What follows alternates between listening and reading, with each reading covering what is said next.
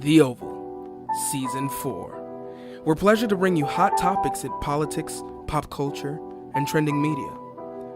Oneonta's finest voices, spreading knowledge, inspiration, and awareness to the campus at large. With a splash of campus entertainment and entertainment news. Where could you go wrong? This is The Oval.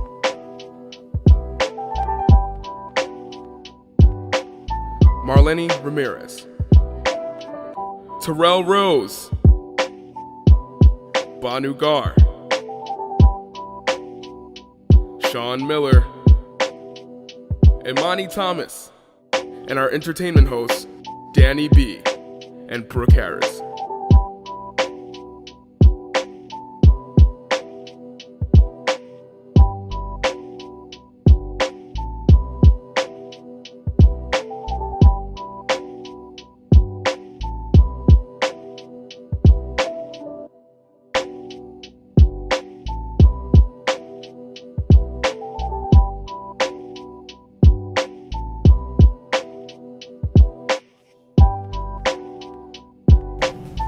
Hello and welcome to The Oval. So we're very excited to talk about interesting topics that have gone throughout the week. We'll be here discussing the wildfires in California relating to climate change, prison reform, and the U.S. vaping industry and how they're putting FDA bans and regulations. There'll also be a performance from Emily Tucker and Tom Messina. So let's get started. So guys, the wildfires in California, the Woolsey Fire is one of the three that's been ravaging the state, mostly the northern part. There's been numerous celebrities that have lost their homes, and apparently 113,000 acres of California land have been ravaged by these flames. So what do you think in terms of what's next for the state and even us as a country? Sorry. Wait, first of all, I thought it was southern, no? No, it's kind of all over. Actually, you're right. Great. I'm mistaken on that. It's all over the state, yeah. Wow. There's been stuff in northern and even Los Angeles, people have lost their homes. All right, so That's first things first, we have to blame it on the drought. There is a severe drought that's going on in California, and the conditions for wildfires are like that. So any little human error, you could be driving down a highway, smoking a cigarette, and then you flick your butt out the window. That's enough. In hopes that it would be outed by some measure. But inadvertently, you started a forest fire, just like that. One little bud. Yeah. So it could be mostly like human error or just brush fires. I think human error has led to the drying of the atmosphere. Well, yeah. What absolutely. I mean, we're down to the point where people's like we have farmers in California. A lot of our crops from all over the country come from there, and we have farmers who are having to move, they're out of business technically. I mean, because their farmland is just dried out completely. Like the drought is totally screwing them over, and I mean, wildfires not even just it. Like we could probably see a dust bowl in the next couple of years. Another one. We're about due for one again. It's been a problem for years in California, and they're saying that throughout the country, because since the Industrial Revolution, human-made technological advances in the environment have led to the global temperature rising by 1 degree Fahrenheit in total. And this is resulting in, especially in hotter areas like California, where there's less humidity but higher temperatures, the air will dry, there's no moisture in the environment, and this results in the wind gusts that result in the fires, like some places in California, some not, have higher elevation. Exactly. Do you think that, especially, how do you think the government addressed this? Do you think that there should be more attention on really what's going on, the tragedy? I mean, yes, because if we don't know, I'm sorry, did anyone? No. We're a society that we ignore things. Like, okay, what's in trending media right now? Okay, fire. Then something else happens. So we get distracted by headlines. So I would say if this is a pressing issue, maybe more and more people can come to aid. Or if I'm like wrong. I feel like if we have more manpower just fighting the fires, I'm not a fire expert. I don't know how they spread that fast and how they're not beat by just like water. So, I mean, we need all hands on deck for that, like state of emergency.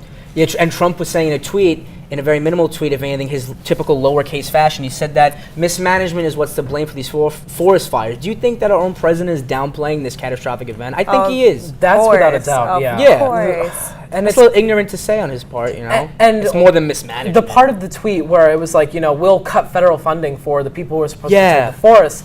It's kind of it's very victim blamey, and it's like, why does that play a factor into what's going on? There's bigger things at stake, and it's unfortunate that that's one of the things that he would like to address. And it's certainly misguided, the things that he wants to address as part of the reasons for this forest fire and other forest fires in California within not just this year, but in the past couple of years. It's unfortunate, and it's not being taken as seriously as it should.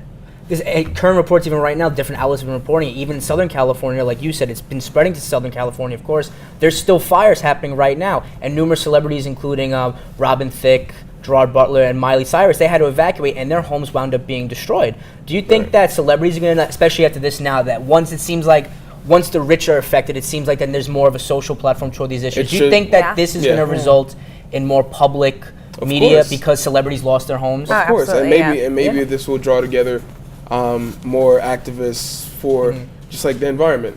So, I mean, that's all that we have for this segment. So we have to take a quick short break, and we'll be right back.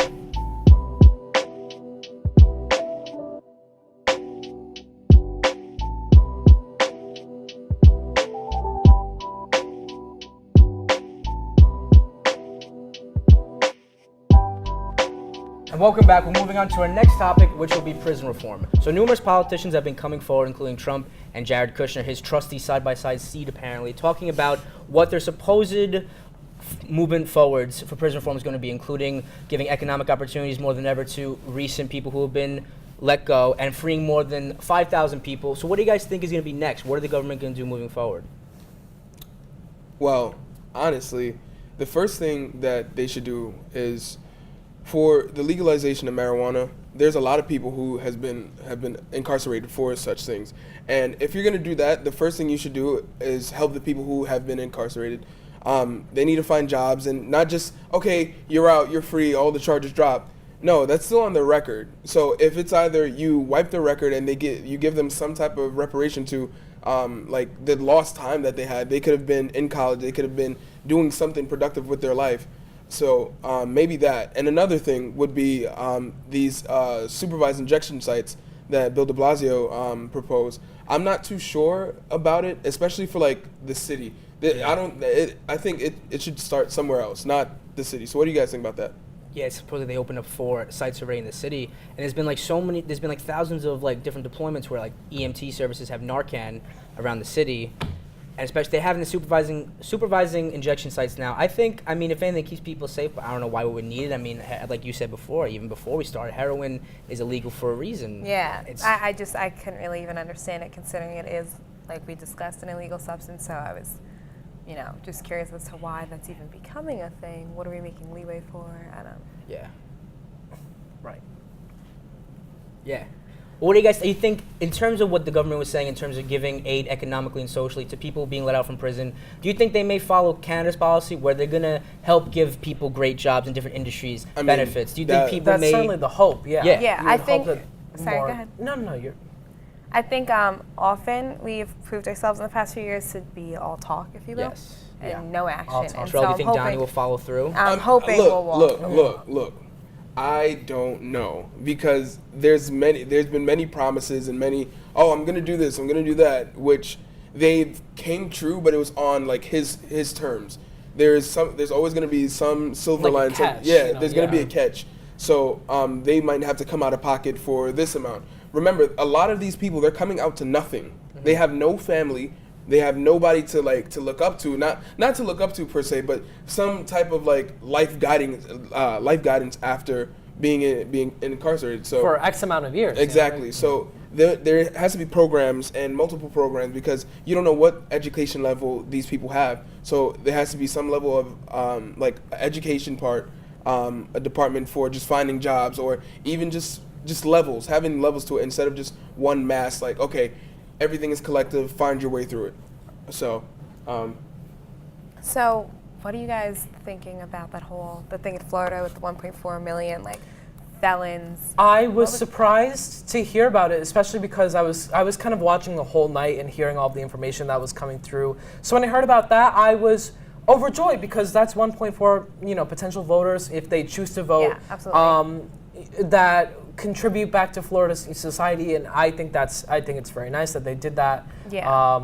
I certainly hope that maybe Florida isn't the last state to implement something like this. I hope that more and more states may do something similar, where they're also able to let their incarcerated felons do something to, be a part of the voting process, which is important. Right. They are still a part of their community because they can still contact people back where they're from. If you got caught up in the system and you're now incarcerated, maybe the candidate, okay, he wants to instill more, have more like community centers so young people can go there. That's something that I didn't have.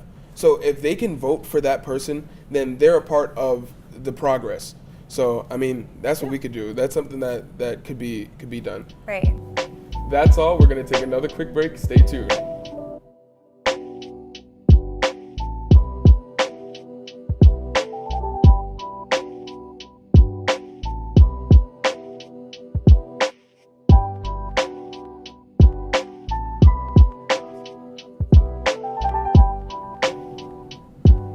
Hello, everybody, and we're back, and we're ready to talk about vaping.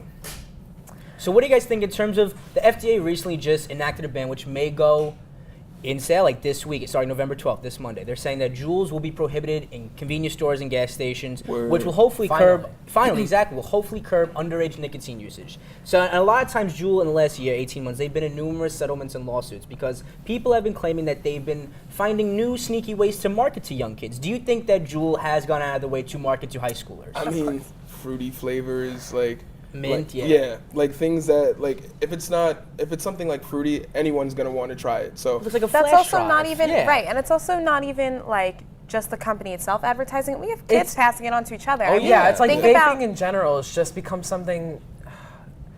A kind of obnoxious. It is a fad. Do you guys know Cliff You on Instagram? Yeah. There's been so many videos and meme videos, even like where like people would put that people put them in their earrings and people would then Juul, or people would like Juul in between like people at parties and cups or like different. They would smoke through clothes. So like even social media has so taken on. Yeah, absolutely. Do you think that? Oh, I'm sorry. What were you saying? We have. I mean, we went from the 90s where the teen, like whoever was famous then, they would be smoking cigarettes and stuff in advertisements, and that was the aesthetic. And now we have people who are, let's say, even Insta famous or Twitter famous or whatever, they do stuff willingly. It's almost the same thing because they're having the same effects on the teens. The thing is like cigarettes too had finally started having like a decrease, and people were finally starting to like get rid of cigarettes, especially like underage people and stuff. But unfortunately, Juuls have like kind of taken that back up and then kicked it up like 5 notches, and it's. It's the smells and the whole appeal of it is like lost on me per se. I like understand the the idea of having a Juul and like that's nicotine addiction, etc. But it's gotten a little out of hand. Mm-hmm. I will say though, the one like thing that I do find funny is like the things where people will have like a Wii remote or a flash drive and pass that around pretending it's like a Juul. Charge it. People try and like use that as a vape and then they're like disappointed. Those are funny. I will say that. But like the actual like concept of just vaping indoors, how much more dangerous and risky as it is to use vapes. We don't even know. There's not enough. We don't know. Yeah, it's like vaping's been around for like maybe 5-10 years. 5 years I remember in high school, like sophomore year, it started taking effect. But then, like you said, we were finally going to curtail teenage nicotine usage, and then Juuls just shot up exponentially in 2 to 3 years. Because basically, even a lot of people I've heard of cousins, like friends, younger people in high school back home, they could Juul in class because it doesn't smell. The teacher looks away for 1 second to write a board problem, and then you take a hit and you're already done. And this leads to people doing it more than more ever. I've heard people pass it in the lunchroom, everything, stuff like that. Have you guys noticed how much it's been taken up on campus, even just in 2-3 years? Oh yeah. Like everyone, you walk across campus, Juul. People just pass it to each other. Or like you see on the ground, it's like discarded, like the pods. The pods. They're everywhere. I think the convenience. Sorry, we have this issue that people are avoiding. These are created to help people who smoke cigarettes wean themselves off cigarettes. Now we have kids who never smoked tobacco or anything addicting like that, and they're just getting addicted to this because they didn't have anything to be weaned off of. So, Convenience stores play a huge part. I think this may help the fact that they're banning it. Because I know at the Speedway in town, right when you get off the bus, it says, and it's been a huge promotion throughout the last 6 weeks, $25 off the Juul starter kit. And that's what's been on Speedway, and it's been all around. They've been having this huge 2-month sale that ended November 1st. It seems like they knew the FDA ban was coming. They wanted to get rid of all their excess product. So that's resulted in more people using it. all these discounts. There's been huge $25 off starter pack discounts. So the ban is going to be like complete, just no jewels and e-cigs like that in like different convenience stores and gas stations. So you would have to order it online, and Yeah. then they will have stricter, like Jewel itself, when you're ordering online, would have stricter like age limitations and stuff like that to keep the young people from getting to it. Well, hopefully the ban that will be put in place will hopefully end and curtail teenage nicotine addiction. But after the break, our entertainment host will be joining us, so stay tuned with us.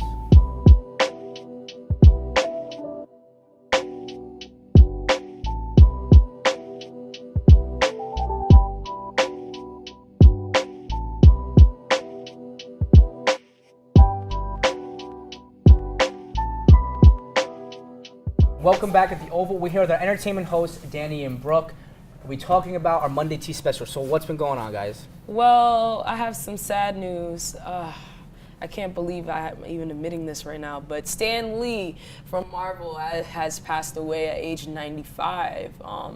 This is a lot because for me personally, I'm a big Marvel fan, and this is the creator, for those who don't know, is the creator of Spider-Man, X-Men, Fantastic Four, just to name a few. And I think that's really serious because at this time, there's like great movies coming out. Spider-Man just came out last year, so I'm like, wow, like this is news to me. So this happened today. Yeah, so. I know, It definitely is upsetting. I think we can all admit, though, that he led a fruitful life, right? 95. I mean, he's kicking it. 5 years to Yeah. I mean, no dementia, no signs of Alzheimer's. Like the fact that he was very able to speak and be able to function with everybody, it was pretty good. So he did live a nice life. You can't get upset about that. Yeah, Made a lot of money. Oh yeah, I was gonna say he made the big bucks. And fun fact is that he also decided to give partnership to Disney in 2009 to allow the company to have ownership in Marvel. So that's why you see a lot of different types of superheroes, like genres, I guess you could say, like different types of superheroes that you would normally see like in a regular Marvel movie, but it'd be different because there's a Disney touch on it. So it's more family friendly is what I'm trying to say. Right. But in happier news, because Thanksgiving is around the corner, I found out that Bruno Mars is actually going to be teaming up with the Salvation Army doing 24K Thanksgiving. So 24,000 meals will be given out in Hawaii, where he's actually from. So that's pretty cool.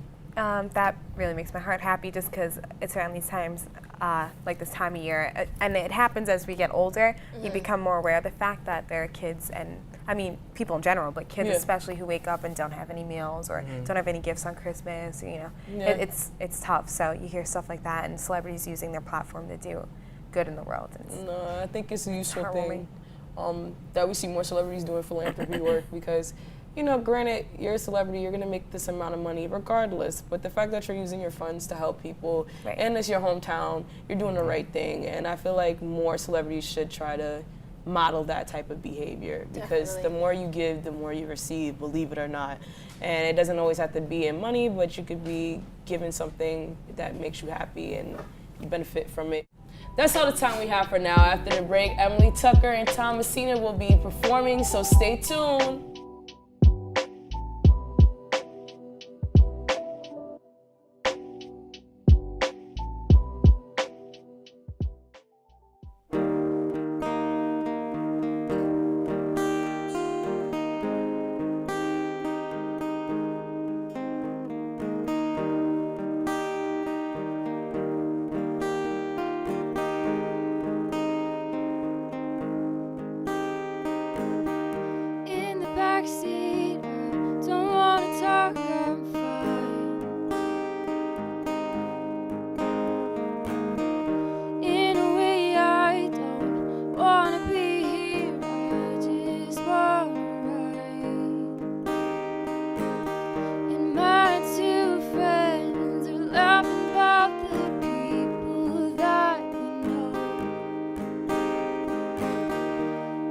Backseat, my head is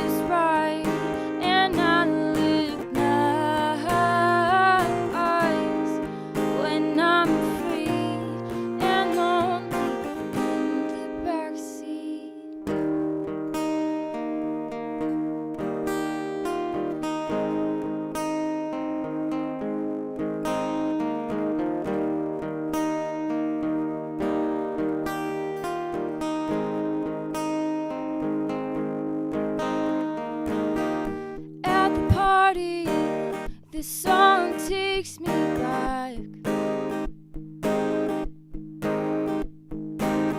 to last December or something like that.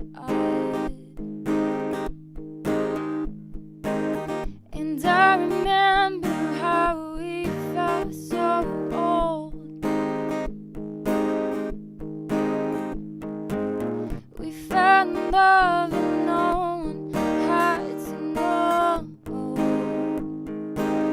And they say, get on with it and list off what I can do. But I don't wanna miss the lights and you. Yeah, the lights. I'm young and I'm falling in love with the night.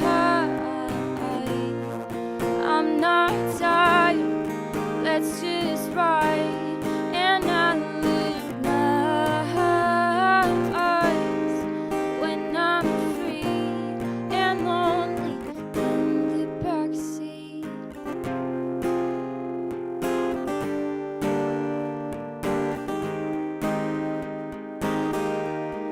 But I don't wanna miss the lights and you.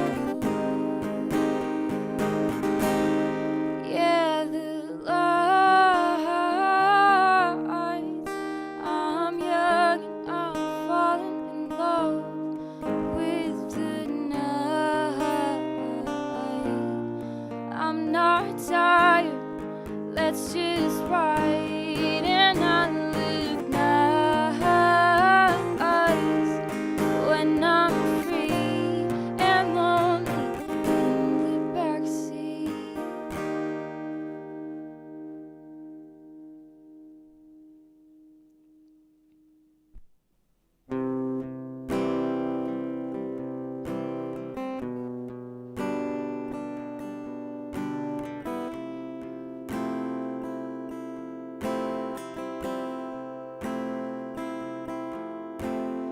Covered in gold,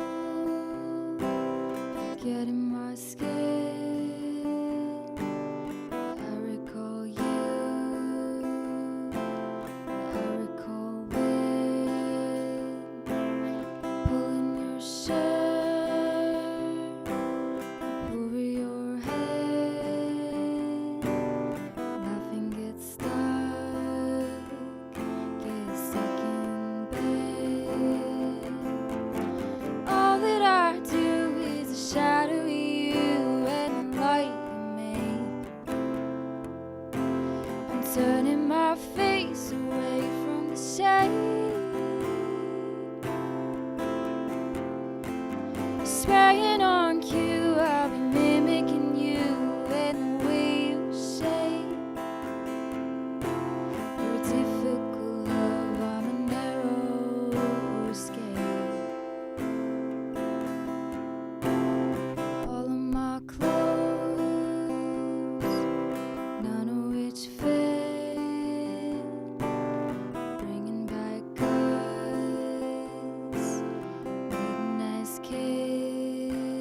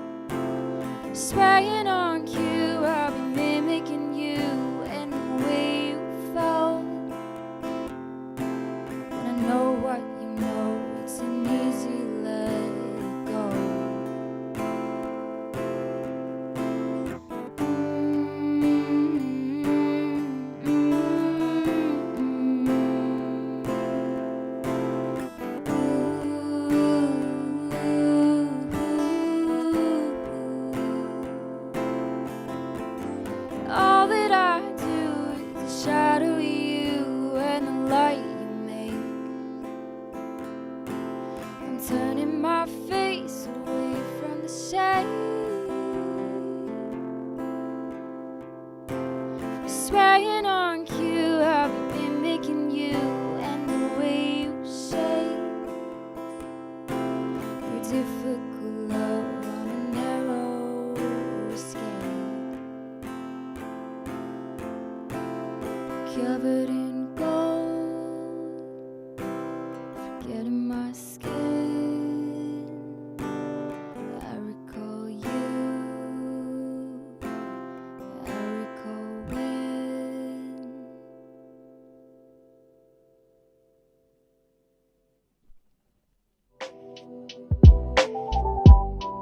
That's all the time we have tonight. Thank you, Emily and Tom, for a great performance, and thank you all for watching. Don't forget to follow us on Twitter at TheOvalTV and The Wire at TheWireTV73, and we will see you next week. Good night.